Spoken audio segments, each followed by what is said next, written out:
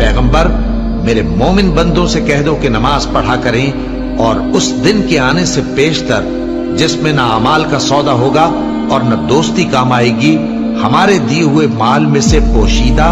और अलानिया खर्च करते रहे। अल्लाह ही तो है जिसने आसमानों और जमीन को पैदा किया और आसमान से मेंह बरसाया, फिर उससे तुम्हारे खाने के लिए फल पैदा किए और कश्तियों और जहाजों को तुम्हारे जेर फरमान किया ताकि वो समंदर में उसके हुक्म से चले,